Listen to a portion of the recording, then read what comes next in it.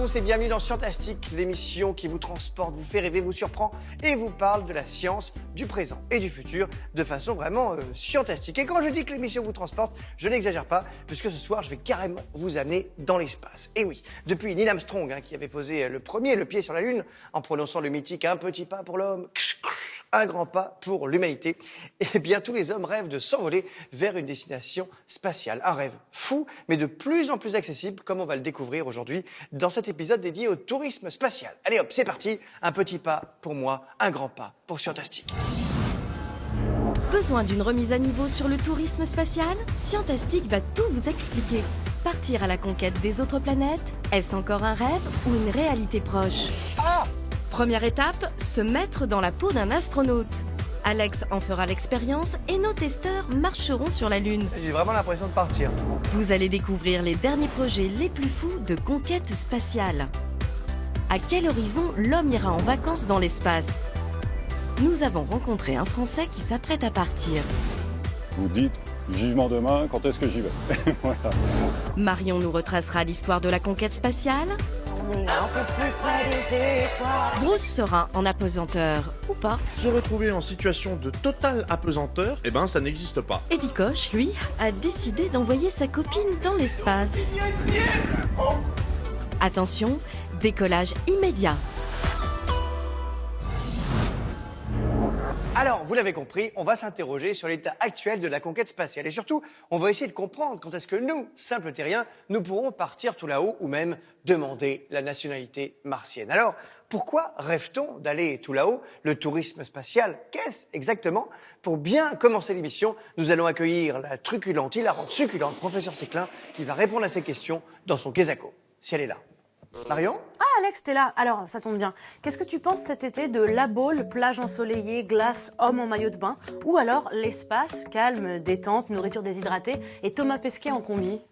Je me suis rendu compte d'un truc, c'est que l'être humain n'est jamais satisfait. Alors on a beau avoir découvert des super pays, eh ben non, il veut se balader dans l'espace et tout ça juste pour prendre des selfies avec la Lune. Alors bon, tu vas me dire, oui mais l'espace c'est grand, c'est pas bruyant, ça fait des jolies photos souvenirs et on est un peu plus près des étoiles. D'accord, effectivement, mais est-ce qu'un voyage en Islande c'est pas tout aussi sympathique? Sur la planète Terre, on est entre 7 et 7,5 milliards, je pourrais pas te dire exactement, je sais que compter jusqu'à 6439.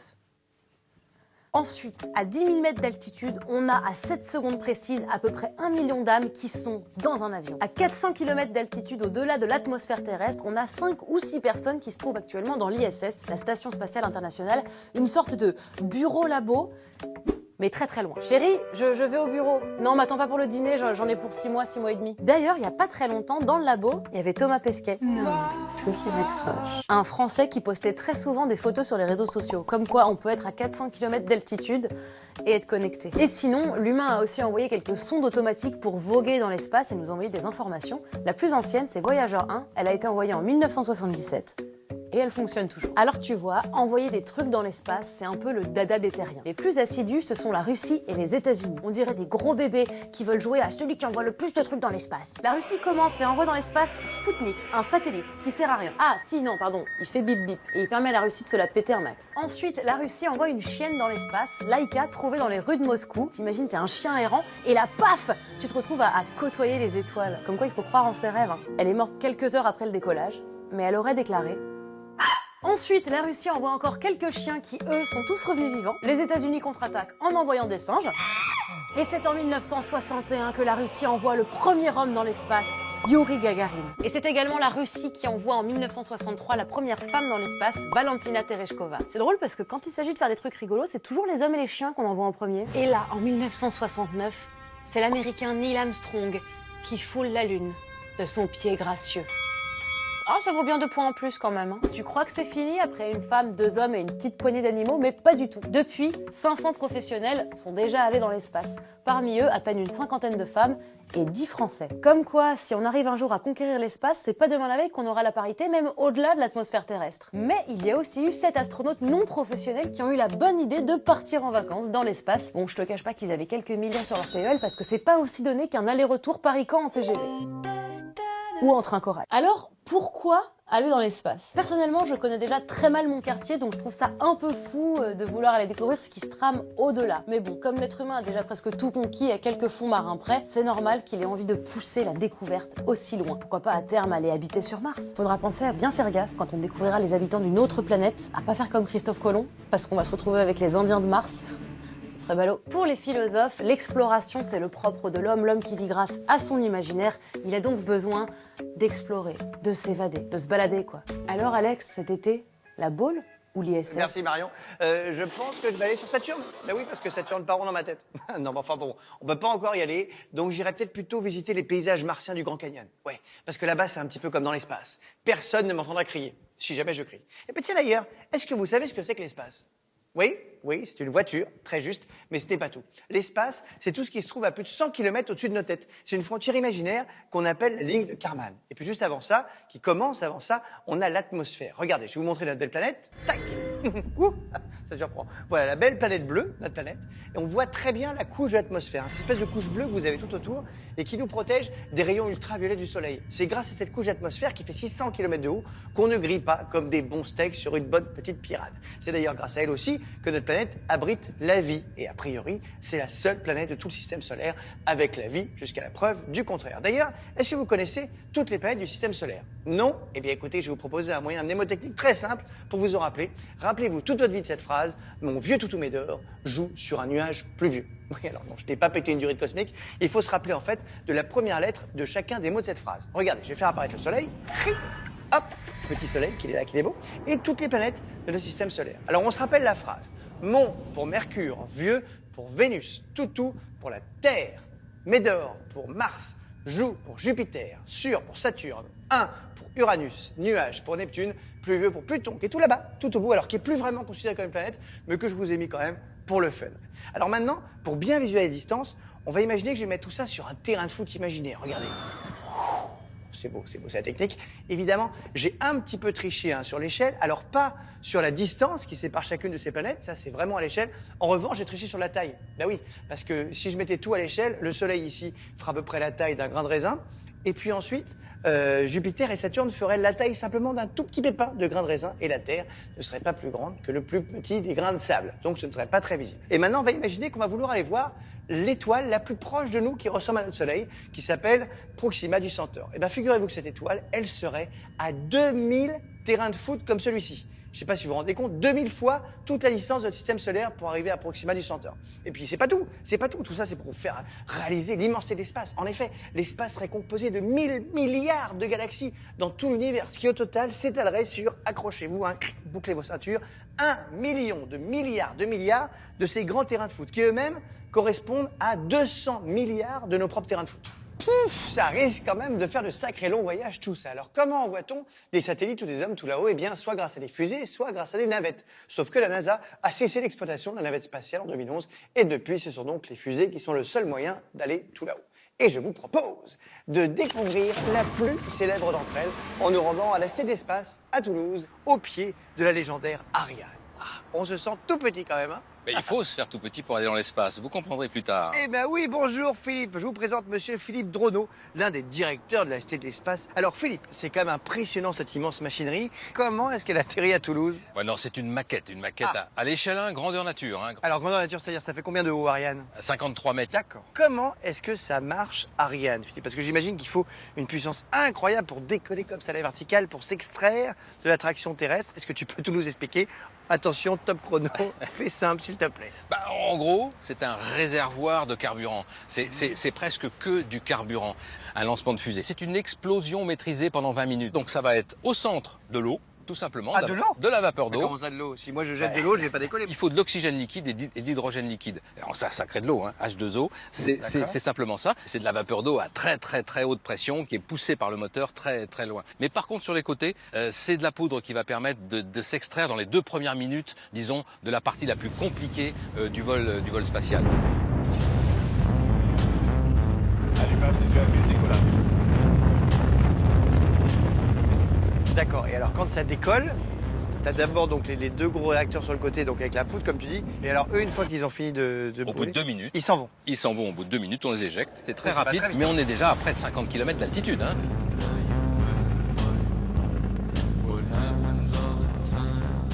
Et on est avec cette fameuse fusée à eau qui continue, elle, pendant une dizaine de minutes. Alors en fait, si je réfléchis bien à ce que tu me dis, dans cet énorme machin, parce que c'est quand même très très grand, en fait ça ne sert qu'à propulser le petit paquet cadeau qui est tout en haut.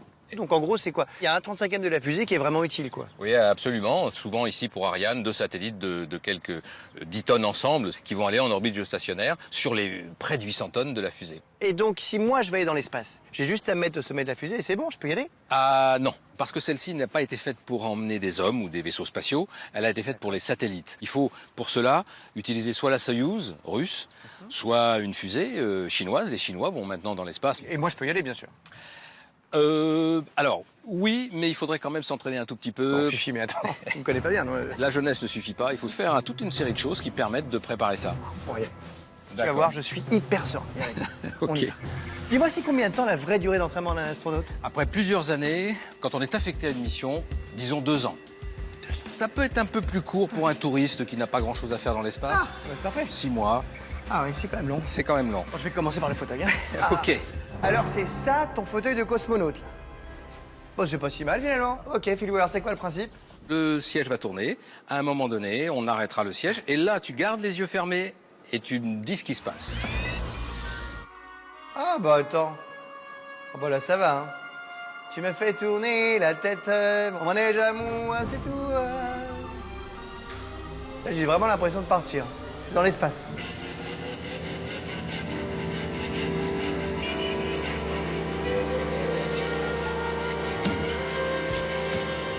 Je commence à avoir un peu la tête qui tourne.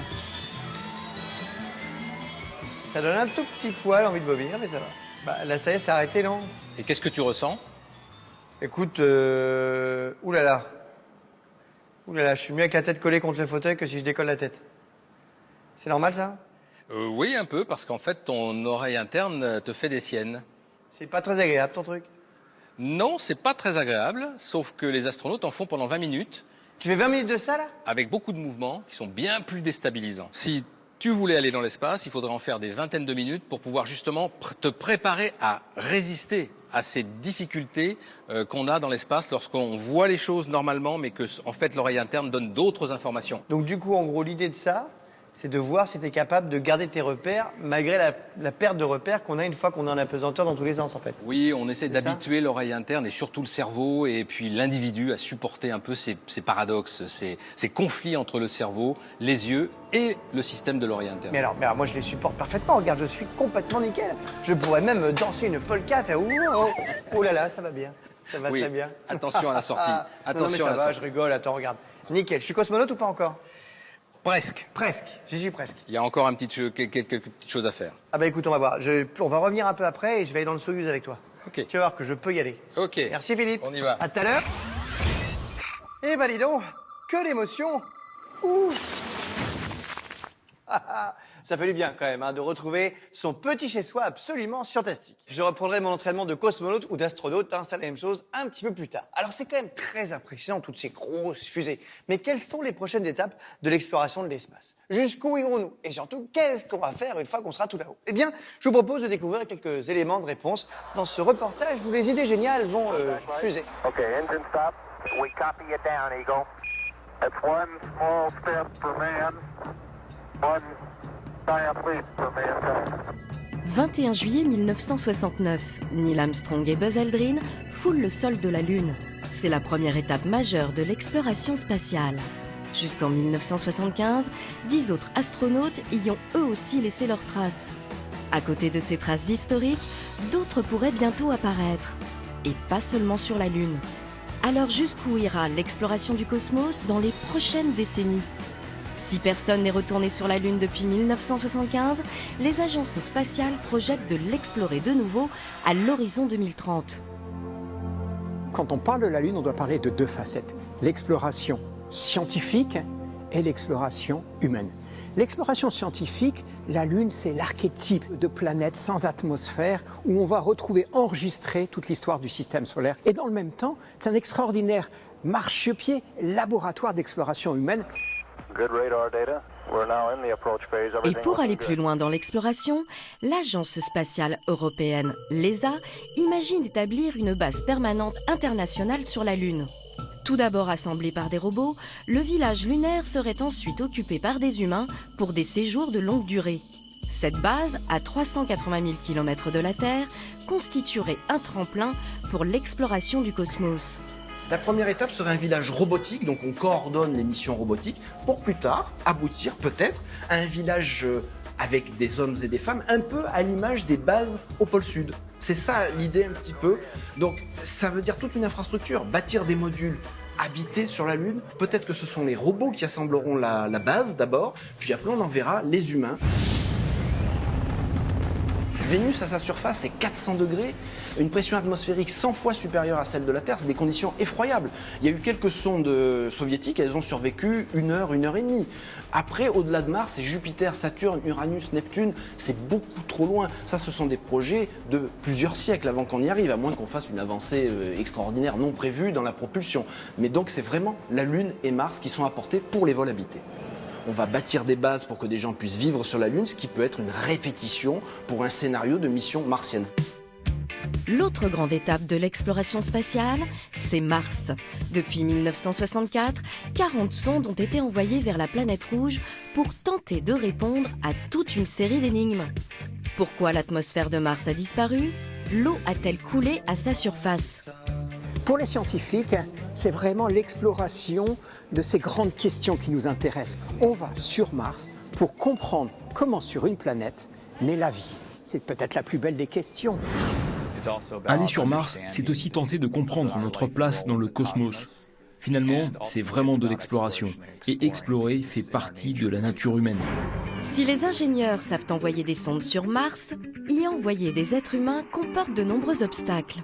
L'équipage devra endurer un voyage de 2 à 3 ans à travers l'espace. Savoir si un humain peut résister à un voyage de au minimum 2 ans vers la planète Mars, ça, personne n'a fait des voyages aussi longs en micropesanteur.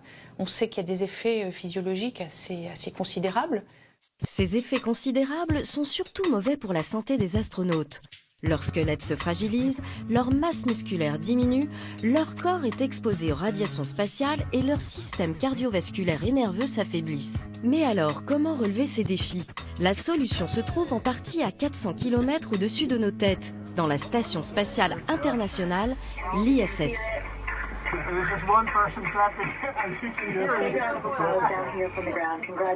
Depuis l'an 2000, plus de 220 astronautes se relaient dans ce laboratoire en apesanteur pour préparer le futur de l'exploration spatiale. La Station spatiale internationale, à l'heure actuelle, les équipages restent 6 mois à bord. On a déjà une idée de ce qu'il faut faire pour qu'un être humain reste en bonne condition physique lors d'un vol de longue durée.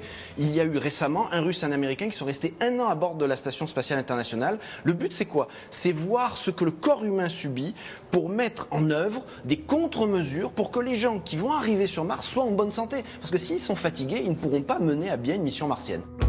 Voyager vers Mars génère également toute une série de défis technologiques. Les ingénieurs vont devoir faire preuve d'imagination pour apporter des solutions à des problèmes qui semblent simples sur Terre, mais qui, une fois dans l'espace, prennent des proportions gigantesques. On ne pourra pas faire, par exemple, Houston, on a un problème comme on l'a vu pour Apollo 13. Les équipages devront être capables de réparer leur vaisseau. Il n'y a pas de demi-tour possible. Donc pendant 2-3 ans, le matériel doit être fiable. Pour parvenir à emmener des humains explorer loin de notre planète, la NASA imagine un nouveau lanceur ainsi qu'un nouveau vaisseau spatial. Le système que nous sommes en train de construire actuellement est composé d'une nouvelle fusée baptisée SLS. Elle permettra d'emporter la nouvelle capsule Orion, dans laquelle les astronautes prendront place. Avec cet ensemble, nous allons pouvoir voyager dans l'espace lointain et atteindre Mars. La fusée SLS, la plus puissante jamais construite, et sa capsule Orion permettraient d'aller encore plus loin dans l'espace. Alors peut-on imaginer des astronautes explorer d'autres planètes dans un futur proche ? Vous êtes très loin du Soleil, il fait très froid, vous avez peu d'énergie, il faut très longtemps, on va parler en années, en dizaines d'années. Ça, c'est le monde des sondes interplanétaires. Si les humains ne peuvent pour l'instant aller au-delà de Mars, les missions robotisées continueront de voyager encore plus loin. L'agence spatiale américaine réfléchit à un projet d'exploration d'un océan extraterrestre. Alors, Europe est un satellite de Jupiter qui est très intéressant parce qu'il a une banquise de glace qui doit faire plusieurs kilomètres d'épaisseur. Dessous, un océan qui est probablement salé. Et donc, s'il est salé, c'est qu'il est probablement en contact avec une croûte rocheuse. Donc, c'est vraiment très intéressant de voir s'il n'y a pas un début de vie qui a pu commencer dans ce contexte. C'est vraiment ce qu'on imagine de plus favorable à l'apparition de la vie, alors qu'en fait, de l'extérieur, ce qu'on voit, c'est une banquise. Une autre mission interplanétaire, encore plus lointaine, fait rêver les spécialistes de l'exploration spatiale. Des ingénieurs de la NASA imaginent envoyer un sous-marin pour explorer un océan sur Titan, l'un des satellites de Saturne. Mais l'aventure spatiale s'étire désormais bien au-delà de Saturne. Pioneer 10 et les 2 sondes Voyager, envoyées il y a 40 ans, sont les seuls objets humains à être sortis de notre système solaire. Le contact avec ces sondes est maintenant perdu tant elles sont éloignées de notre monde. Mais grâce à toutes ces missions, les connaissances scientifiques à propos de la vie sur Terre et peut-être de la vie ailleurs devraient considérablement progresser. Waouh! Eh ben, ça fait rêver. D'ici quelques années, nous nous installerons sûrement sur des planètes ou des satellites. Remarquez, avec la gravité nettement moins élevée sur la Lune, par exemple, ça va pas forcément être facile de faire un tennis, hein? Mais bon, à l'avenir, tout le monde pourra peut-être y aller. Tout le monde, c'est-à-dire vous, moi, mais aussi Thibaut, 9 ans, et Arthur, 11 ans, 2 formidables garçons que j'ai rencontrés et qui vont participer à mon entraînement de cosmonaute en testant la marche lunaire. Regardez, nous sommes de retour à la CDespace dans leur simulateur de Lune. Attention, préparez-vous. D'ailleurs, bah tiens, je vais faire la marche lunaire de Michael Jackson. Vous êtes prêts? Attention. Salut les enfants, salut Arthur. Bonjour. Salut Thibaut, ça va bien? Je vois que vous êtes déjà complètement habillés. Moi, pas du tout. Attendez, je vais me changer. Il n'y a pas de cabine téléphonique sur la Lune? J'ai une idée. Et voilà. Merci, je suis pas mal comme ça. Bon alors, vous savez que normalement sur la Lune, on a un vrai costume, un scaphandre et tout ça. Là, on est un peu plus détente. Est-ce que vous savez qui est la première personne qui a marché sur la Lune? Neil Armstrong. Exactement, c'était Neil Armstrong, bravo, le 21 juillet 1969. Et depuis, au total, il y a eu 12 personnes qui ont marché sur la Lune, que les Américains, dis donc. C'est pas juste. Aujourd'hui, nous, on est Français, on va marcher sur la Lune. Ça vous tente? Ouais. Bah moi aussi. Alors on y va, venez les enfants, venez avec moi. Ah, allez, on est parti. Arthur, ça va être à toi. T'es prêt? Ouais. Alors Gaël, explique-nous comment ça marche. Pourquoi est-ce qu'on a l'impression de marcher sur la Lune quand on utilise cette espèce d'énorme engin? Ces machines, en fait, vont permettre d'être jusqu'à 6 fois plus léger. Alors, c'est relié à un système d'élastique. La machine va être soulevée. Et du ça coup, va j'aurai l'impression être de plus peser léger. 6 fois moins. Voilà. Comme vous sur la allez voir, Lune. c'est pas facile pour marcher. D'accord. On envoie Arthur d'abord parce que moi je suis plus courageux mais pas tout. Allez Arthur, c'est parti, direction la Petit Lune. d'abord, les grands derrière. C'est bon Arthur, t'es prêt? Ouais. Attention. C'est parti mon grand, t'es sur la Lune.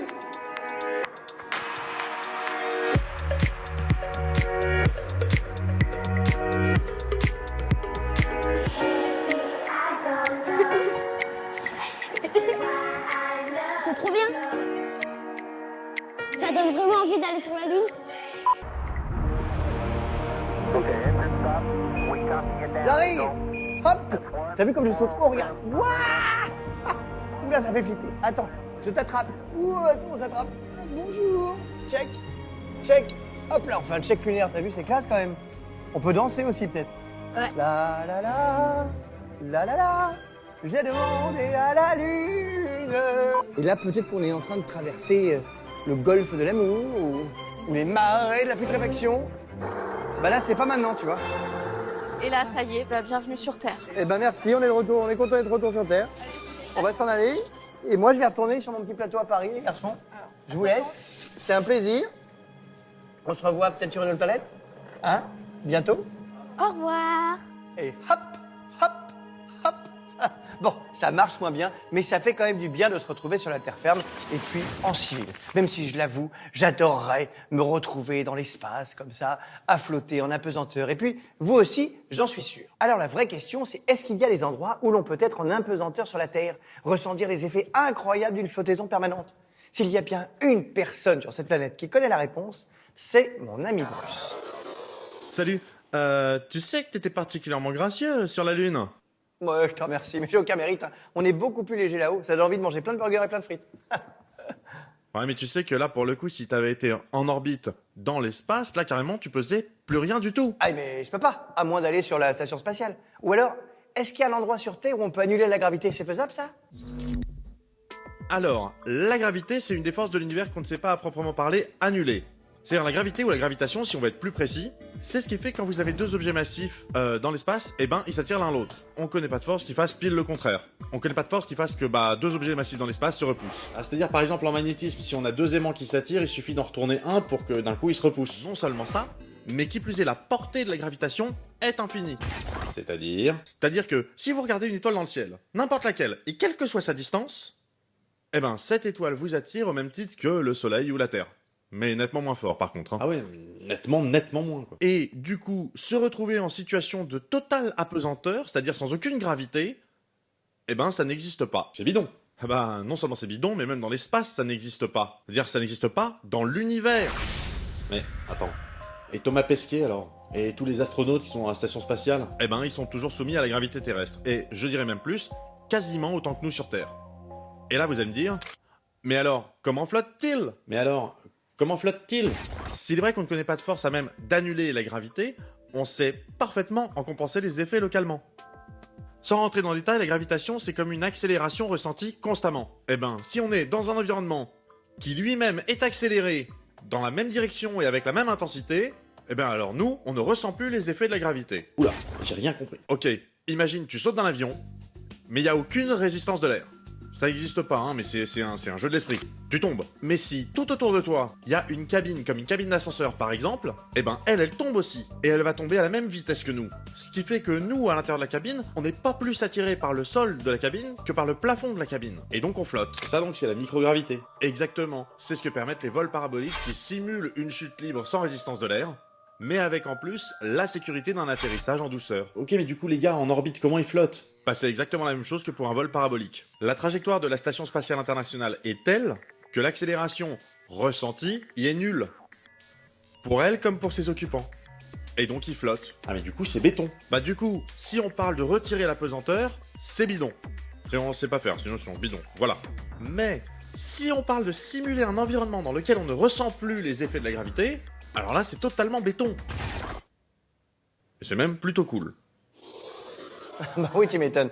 Merci Bruce, hein, c'était très clair. Et en parlant de cet avion qui fait des vols paraboliques, hein, l'avion 0G à Toulouse, eh bien sachez que Tom Cruise l'a utilisé pour son dernier film, La Momie, et que le résultat est vraiment bluffant. Alors bon, attention quand même, hein, les enfants, le film fait un petit peu flipper. Mais bon, évidemment, tout ça n'est pas comme dans voyager dans un avion tout confort. Hein. Le voyage spatial, c'est encore loin d'être funky. La preuve, je vous emmène découvrir le moyen le plus tendance pour voyager actuellement, le magnifique vaisseau Soyouz. Oh là là, qu'il est beau. Et je vais rejoindre l'ami Philippe. Philippe, tu es toujours directeur de la Cité de l'Espace. Ah oui, absolument. T'as pas changé de travail? Non. Tout va bien. Alors on est donc au pied de ce vaisseau, un magnifique vaisseau Soyouz. Donc là maintenant, si on va aller dans l'espace aujourd'hui, c'est le seul moyen. À part les Chinois, c'est le seul moyen. Mais pour aller vers la Station Spatiale Internationale, c'est le seul moyen. D'accord. En fait, alors comment ça marche? Parce que là, on voit qu'il y a 3 étages à peu près. Ce gros truc-là. Gros cas là. Ça sert à quoi? Ça, c'est tout le module de service. C'est une partie technique. Il n'y a pas d'homme, il n'y a personne. C'est les réservoirs, c'est de l'oxygène, c'est de la technique, c'est des batteries, c'est de l'énergie. D'accord. Au milieu, c'est l'habitacle. Le milieu, c'est l'habitacle. C'est celui qui va permettre d'être confortablement installé pour le décollage. Et puis aussi, surtout, c'est pour la protection du retour dans l'atmosphère. Et la partie qui est tout en haut, c'est ça qui se colle à la station? Oui, l'amarrage se fait à partir de la partie du haut. On passe au travers pour rentrer dans la station. Et les panneaux solaires? Les panneaux solaires permettent de produire de l'énergie électrique pour... C'est-à-dire qu'une fois que tu es là-haut, ça te permet de faire tourner la machine. Ça alimente les batteries qui alimentent l'ensemble des besoins électriques. Et moi, j'ai envie d'être le Français qui va y aller dans l'espace. Donc, il faudrait déjà que je vois si je tiens à l'intérieur. Ah oui, pour ça, il faut s'entraîner. Oui. Voilà. Bon, on va aller voir. Tu vas me faire visiter l'intérieur d'une capsule. Alors. Oui, absolument. C'est chouette. J'ai hâte. C'est une capsule effervescente ou c'est une capsule normale? Non, c'est une capsule spatiale. Alors, qu'est-ce que c'est donc? Ça eh bien, on va aller s'installer dans le Soyouz pour partir et il faut mettre un scaphandre Sokol. Alors, attends, ça se met comment ton truc? Alors, il faut passer les bras et la tête. Les bras et la tête. La voilà. Voilà. Voilà. Je suis arrivé, non. Aïe! Oh! Oui, ça cogne. J'ai pris un coup de scaphandre. Ça cogne un peu. Ah! Ça fait flipper. Ah oui! Ah mais là, faut pas être claustrophobe en fait. C'est quand même un peu oppressant. Ça va aller, on va y arriver. J'ai l'air de quoi là, comme ça, vous me dites, hein? N'hésitez pas à réagir sur les réseaux sociaux. Si j'ai l'air stupide, dites-le moi. Hein. Twitter, hashtag AlexAlerio. Voyage quasi immédiat, Philippe. Alors on y va. Alors comment on rentre là-dedans? Alors je vais commencer, on s'accroche bien en haut et on pénètre dans la capsule Soyouz. Ah oui, tu te glisses en fait? Carrément, ok. Je vais faire pareil. Aïe, aïe, aïe. Ah, c'est mignon, dis donc. Voilà, mais ça va de mieux en mieux là. Attends. Plus on rentre, Mais plus on... à l'aise. Voilà, juste un cocon fait pour soi. Ah, le bonheur. Et là, on bouge plus. Ah bah là, on peut plus bouger, non. Et là, tu restes les jambes comme ça, recroquevillées? Oui, alors elles sont même accrochées au moment du lancement pour être bien sûr qu'elles vont pas aller vibrer n'importe où. Et à un moment donné, le compte à rebours commence et on est lancé dans l'espace. On décolle très très fort. On est donc écrasé dans son siège. On ressent cette accélération qui va faire qu'on va peser 3 fois le poids de son corps. Comme dans la voiture, quand tu accélères très fort la voiture, tu as tendance à partir en absolument, arrière. sauf que c'est une petite accélération et là c'est une très forte accélération. Parce qu'on va à combien de km/h quand on décolle? Alors on part à 0 et puis on va arriver à 28 000 km/h. C'est beaucoup. En 8 minutes. C'est plus que la voiture. 28 000 km/h en 8 minutes. Et alors donc tout ça là, c'est le tableau de bord pour pouvoir agir sur le vaisseau. Oui, c'est le tableau de bord dans lequel on pilote l'ensemble des fonctions du vaisseau. Ces commandes permettent de pousser un petit peu avec des moteurs, de freiner, de tourner. C'est comme un jeu vidéo quoi. Ah oui, là on est très proche du jeu vidéo. D'ailleurs, il s'entraîne un peu sur des jeux vidéo. Enfin. D'accord, tac tac tac. Et le but c'est évidemment de te coller pile au bon endroit sur la station. Et alors ça, le petit nounours, c'est un élément de déco. C'est toi qui as mis ça là, c'est joli, remarque.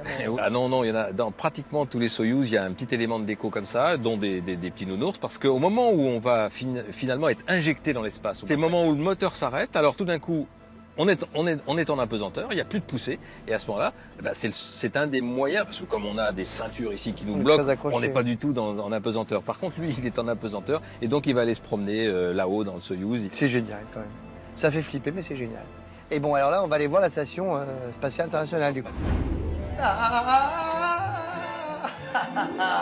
Alors, on est où, là, Philippe?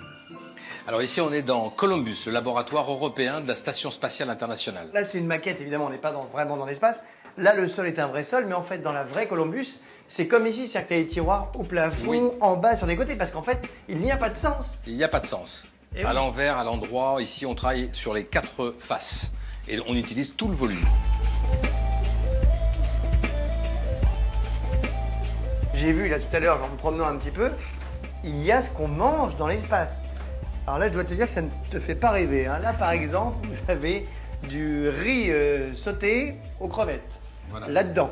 Oui. Qu'est-ce que c'est donc Comment ça marche-t-il? Eh ben, c'est parce qu'en fait, dans l'espace, on l'a vu avec les fusées qui sont c'est très cher d'emmener quelque chose dans l'espace. On n'a pas beaucoup de place. On retire toute l'eau. On retire toute l'eau d'un produit et il devient extrêmement léger. Dès qu'on a remis avec un système de l'eau chaude dedans, là ici, il faut rajouter par exemple pendant 10 minutes 80 grammes d'eau, eh bien on va avoir une excellente matière qui va être bonne, qui va être très bonne.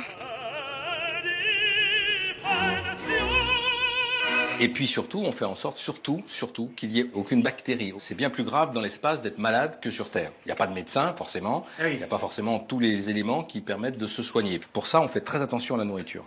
Bon, merci pour tout, Philippe. C'était génial. Hyper instructif. On a appris plein de choses grâce à toi. Tu as donné envie d'aller dans l'espace. Merci. Au revoir. Vive l'espace. Salut. Oh là là, ouf, quelle aventure hallucinante. Je vais remercier encore une fois mon colloque interstellaire incroyable, l'ami Philippe. Alors c'est quand même très sympa tout ça, mais ce Soyouz est saut 1966 que le confort n'est pas optimal. Et s'il y avait une autre possibilité? S'il existait un moyen plus simple et peut-être même plus rapide d'aller tout là-haut? Une idée qui paraît folle, saugrenue, capillotractée, impossible, ridicule, débile, mais qui marche. Oubliez les fusées et les navettes spatiales. Le futur pour se rendre dans l'espace, c'est peut-être l'ascenseur. Selon ses concepteurs, un long câble devrait s'étendre sur plus de 96 000 km pour acheminer des personnes et des marchandises dans une station orbitale située à 36 000 km de la Terre. Cet ascenseur utilisera pour cela des cabines robotisées alimentées par des moteurs linéaires magnétiques. Et si le projet semble tout droit sorti d'un film de science-fiction, il est pourtant de plus en plus réaliste grâce à un matériau extrêmement résistant et léger, les nanotubes de carbone. Ces matériaux ont une résistance 1000 fois supérieure à celle de l'acier, mais ils ne pèsent qu'un 1/6 de son poids. Pourtant, la construction de l'ascenseur n'est pas tout à fait sûre d'aboutir, car pour le moment, on ne sait construire des nanotubes que de quelques centimètres de long. Mais si ce projet voit le jour, il pourrait permettre de faire voyager jusqu'à 30 personnes dans l'espace pour seulement quelques semaines ou quelques milliers d'euros. Espérons que d'ici là, ils auront fait des progrès en musique d'ascenseur. Oui, effectivement. Hein. Si le voyage dure quelques heures, la musique a intérêt à être au niveau. Moi, je pense que je mettrais du Calogero. On a pesanteur. Pardon. C'est quand même assez bluffant tout ça, et surtout on a l'impression que ça avance assez vite. Peut-être que nous aurons bientôt la chance de tous partir en vacances là-bas. Ah, on a tous une petite idée de comment pourrait être notre vie dans l'espace. Mais celui qui s'y sentirait le mieux, j'en suis sûr, tellement on a l'impression qu'il vient d'une autre planète, c'est la Midi-Coche. Mais tiens d'ailleurs, qu'est-ce que l'espace inspire à notre extraterrestre de l'humour? Midi-Coche? Hé Alex, t'as bien fait de t'entraîner à devenir un cosmonaute parce que bientôt on pourra faire du tourisme dans l'espace. Ou comme diraient les frères Bogdanov, aller au bled. Tu pourras même faire un Airbnb chez E.T.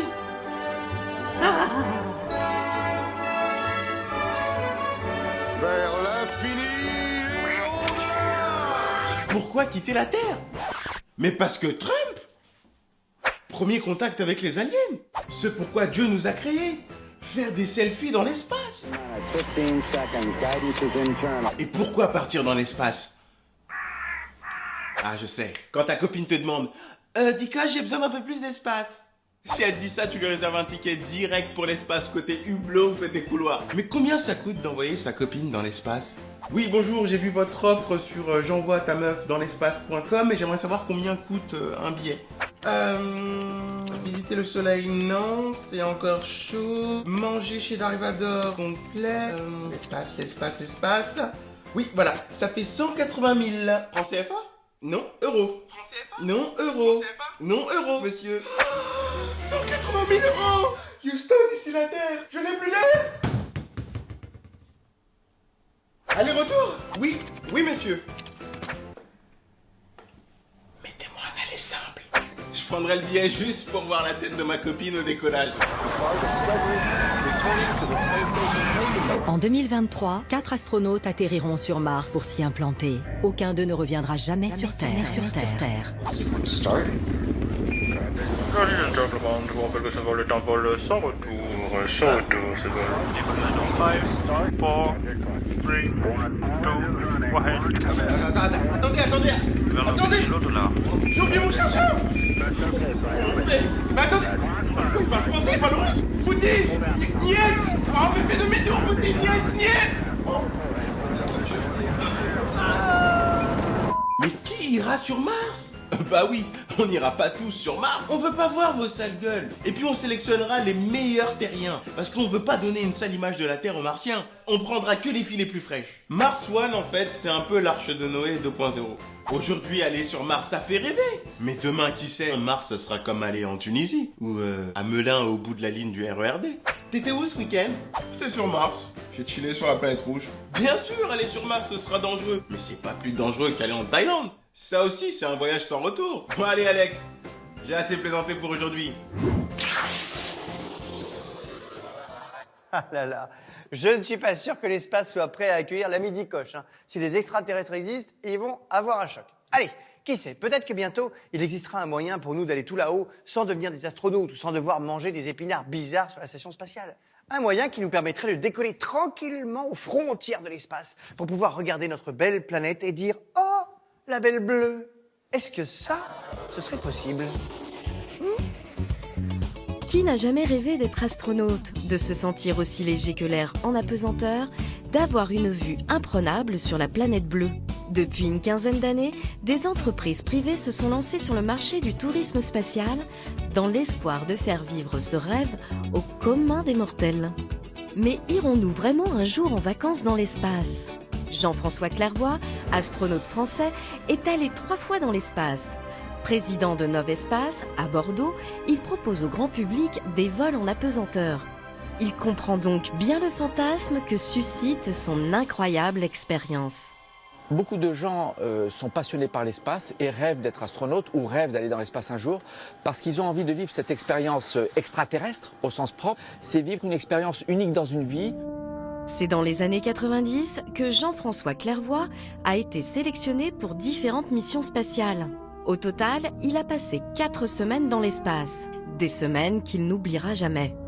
Mais 3 missions très différentes avec, je pense, comme fait le plus marquant pour moi, la vue de la Terre. Quand vous voyez la Terre défiler à 28 000 km/h, vous changez 2 saisons toutes les 45 minutes. L'hémisphère nord, tout est blanc, c'est l'hiver. Puis l'hémisphère sud, c'est l'été. Le soleil se lève et se couche toutes les 45 minutes. Le regard porte à 2500 km à la ronde. On tombe amoureux de la planète. Une expérience bientôt accessible à tous grâce à 2 entreprises, Virgin Galactic et Blue Origin. Elles travaillent à construire un engin capable d'atteindre les 100 km d'altitude et surtout de revenir en un seul morceau. Mais à chaque projet, son engin. Virgin Galactic, c'est un petit avion porté sous un avion porteur qui est équipé d'un moteur fusée. Donc il doit être transporté en altitude pour être largué et après allumer son moteur pour monter. Son concurrent, c'est Blue Origin, dirigé par Jeff Bezos, fondateur d'Amazon. Lui a choisi la fusée pour écrire son nom dans l'histoire de l'aérospatiale.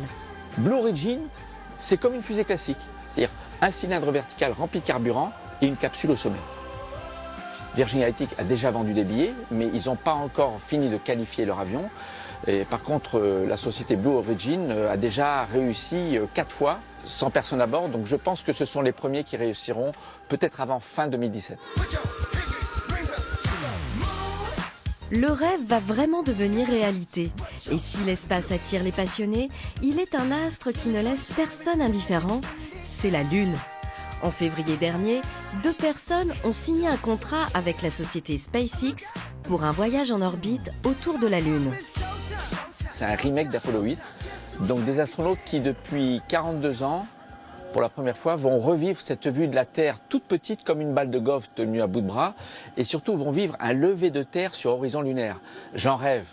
Un rêve qui a un prix. Attention, il va falloir casser sa tirelire. Si vous voulez monter dans l'espace, mais en vous contentant d'y rester 4 à 5 minutes, c'est 200 000 €.